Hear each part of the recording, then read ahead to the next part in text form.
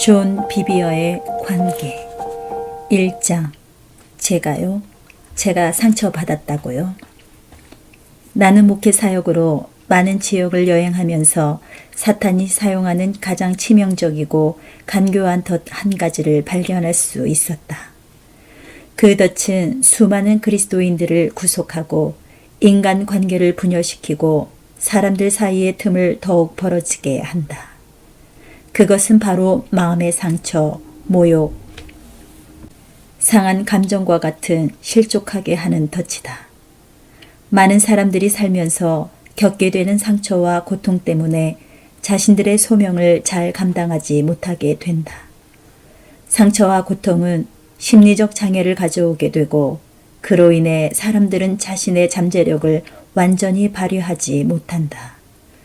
그런데 상처를 입히는 가해자의 대다수가 교회에서 함께 생활하는 믿는 사람들이다. 이런 상황이 더욱 배신감을 갖게 만든다. 시편 55편 11절부터 14절에서 다윗은 이렇게 한탄했다. 나를 책망하는 자는 원수가 아니라 원수일진데 내가 참았으리라. 나를 대하여 자기를 높이는 자는 나를 미워하는 자가 아니라 미워하는 자일진데 내가 그를 피하여 숨었으리라. 그는 곧 너로다. 나의 동료, 나의 친구요, 나의 가까운 친구로다. 우리가 같이 재미있게 의논하며 무리와 함께하여 하나님의 집안에서 다녔도다. 그들은 우리 옆에 앉아 우리와 더불어 찬양하는 사람들일 수도 있고 아니면 설교를 하는 사람일 수도 있다. 우리는 그들과 함께 주일을 보내고 친목회에 참석하고 같은 사무실을 쓰기도 한다. 함께 성장하고 신뢰하고 옆에서 같이 잠이 드는 사람일 수도 있다. 가까운 관계일수록 그 상처는 더욱 모질고 독하다.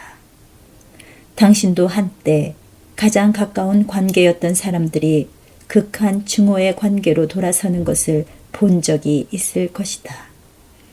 변호사들은 이혼 법정에서 이루어지는 사건이 가장 지독하다고 말한다. 또 방송 매체들은 절망감에 자포자기한 가족의 한 사람이 끔찍한 살인사건을 일으켰다는 등의 내용을 끊임없이 보도하고 있다. 보통 가정의 의미는 보호해주는 안식처이고 필요를 공급해주며 사랑을 주고 사랑받는 법을 배우며 성장하게 해주는 곳을 의미하지만 종종 고통의 뿌리가 되기도 한다. 역사를 보더라도 유혈이 당자한 가장 끔찍한 전쟁은 내부에서 발생한다. 즉 형제가 형제에게, 아들이 아버지에게, 아버지가 아들에게 대항하여 일어난 사건들이다. 이런 식의 시험을 당하게 될 가능성은 끝이 없다. 복잡하든지 단순하든지 간에 다양한 인간관계의 목록만큼이나 이곳저곳에서 다양한 일이 벌어진다. 오직 내가 마음을 주는 사람들만이 나를 상처 입힐 수 있다는 말은 맞는 말이다. 우리는 그런 사람들에게 더 많은 것을 기대한다. 어쨌든 우리는 그들에게 우리 자신의 많은 부분을 내주었기 때문이다. 기대가 높을수록 실망도 깊다. 이기심이 우리 사회 전반을 지배하고 있다. 오늘날 대부분의 사람들은 자신들의 일만 돌보느라 주변 사람들의 상처를 돌보지 않고 무시한다. 별로 놀라운 일도 아니다. 마지막 때에는 사람들이 자기를 사랑하며 라고 하신 성경 말씀은 매우 정확했다. 우리는 이 말씀이 하나님을 믿지 않는 사람들에게 해당되는 것이기를 바라지만 바울은 교회 밖의 사람들에 대해 말하고 있는 것이 아니다. 그는 교회 안의 사람들에 대하여 이야기하고 있다. 많은 사람들이 상처 입고 고통받고 비통에 빠진다. 그들은 실족했다. 그러나 그들은 자신이 사탄의 덫에 빠졌다는 것을 깨닫지 못한다. 이것이 그들의 잘못일까? 예수님은 사람이 이 세상에 살면서 전혀 실족하지 않고 살 수는 없다고 분명히 말씀하셨다.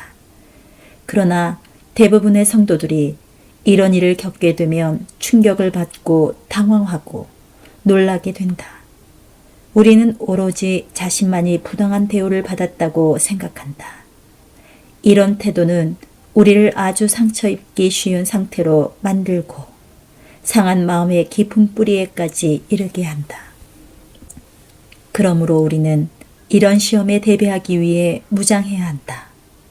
왜냐하면 어떻게 대처하느냐에 따라 자신의 미래가 결정되기 때문이다. 사탄의 함정에 빠진 사람들은 누구인가? 누가복음 17장 1절에 나오는 실족하게 함이란 단어의 그리스 어원을 보면 스캔들론이라는 말에서 출발한다. 이 단어는 본래 덫에서 미끼가 붙여지는 부분을 일컫는 말이다. 이 단어는 그때부터 누군가가 다니는 길에 덫을 놓는다는 의미가 되었다. 신약 성경에서 이 단어는 때로 원수가 사용하는 올무로 묘사된다. 즉, 덫은 사탄이 사람들을 포로로 잡는 데 쓰는 도구다. 사도 바울은 젊은 디모데에게 이렇게 가르치고 있다.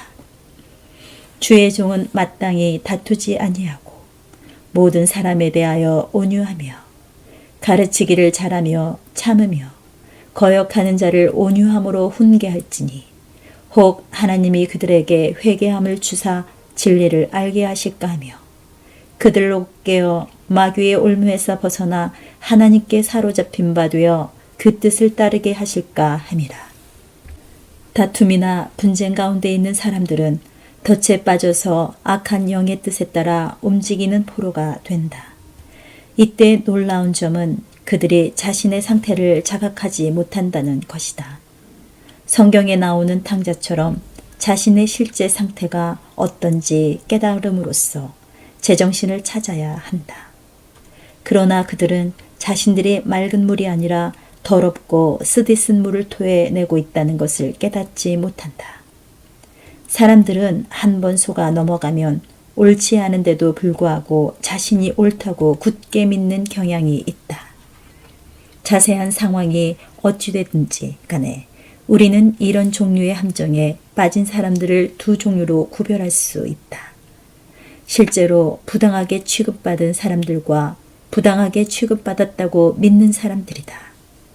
두 번째 부류에 속하는 사람들은 자신들이 부당한 취급을 받았다고 굳게 믿는다. 하지만 부정확한 정보를 가지고 그런 결론에 도달하는 경우가 많다. 혹은 정보가 정확하더라도 결론이 왜곡된 경우일 수도 있다. 둘 다 분별력이 어두워진 탓이다.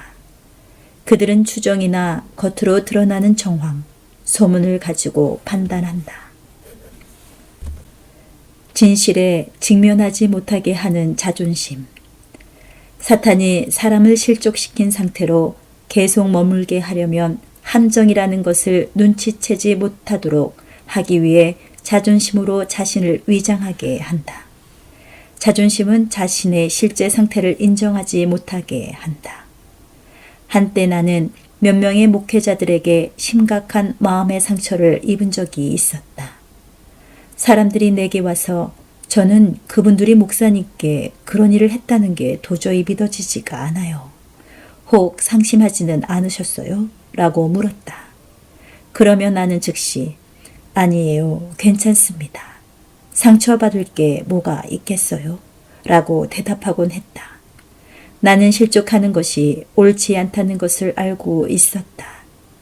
그래서 나는 이를 부인했고 그것을 억누르려고 했다. 나는 실족하지 않았다고 스스로를 납득시키려고 했지만 실제적으로는 실족했다. 그저 자존심이 내 진정한 마음 상태를 파악하지 못하도록 위선적인 가면을 씌웠을 뿐이었다. 자존심은 진실을 마주할 수 없게 만든다. 그리고 당신의 시각을 왜곡시킨다. 모든 것이 다 잘 되고 있다고 생각할 때는 아무것도 변화시킬 수 없는 법이다. 그런데 자존심이 당신의 마음을 무감각하게 만들고 통찰력을 흐리게 한다. 또 을무에서 벗어날까 봐 마음을 돌이켜서 회개하지 못하도록 방해한다. 자존심은 당신 자신을 희생양으로 여기도록 만든다. 나는 부당한 취급을 당했어. 나를 완전히 잘못 판단했어. 그러니까 내가 이렇게 행동하는 것은 당연한 거야 라고 생각하게 된다.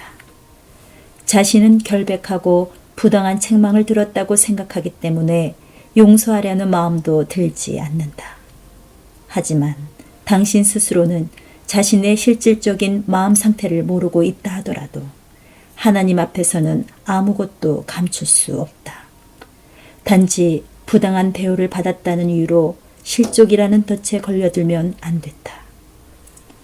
예수님은 라오디게아 교회에 대해 이렇게 말씀하셨다. 내가 말하기를 나는 부자라. 부요하여 부족한 것이 없다 하나 내 공고한 것과 가련한 것과 가난한 것과 눈먼 것과 벌거벗은 것을 알지 못하는도다. 라오디게아 교인들은 자신의 재정적인 능력을 영적인 능력으로 오해했다. 자만심이 그들의 본 모습을 감추고 있었기 때문이다. 오늘날에도 이런 일이 빈번히 일어난다. 내가 예전에 몇 명의 목회자들 때문에 품었던 마음속의 분노를 스스로 볼 수 없었던 것처럼 자신들은 자신의 본 모습을 보지 못한다. 나도 그때 상처받지 않았다고 스스로 확신했었다.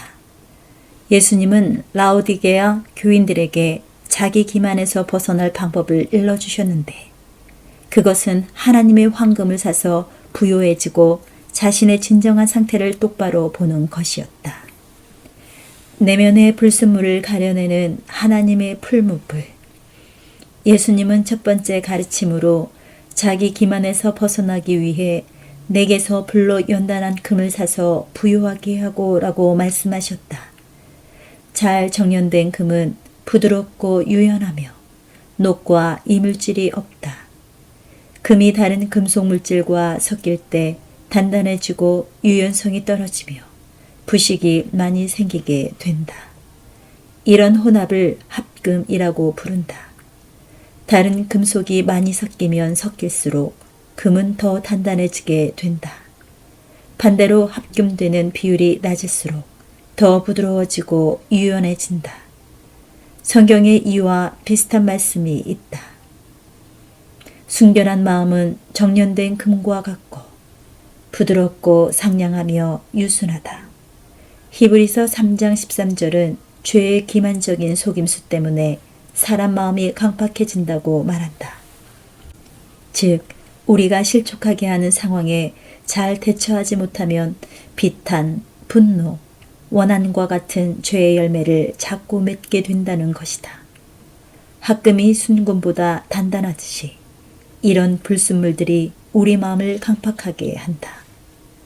이런 것들이 부드러운 성질을 떨어뜨리거나 완전히 빼앗아서 감각을 상실하게 만든다. 하나님 음성을 듣는 귀가 무력해지고 똑바로 보는 능력도 어두워진다. 이것이 바로 완벽한 사탄의 속임수 전략이다. 금을 정련하려면 먼저 곱게 갈아서 분말 상태로 만들고 용매제라 불리는 물질을 넣어 섞는다.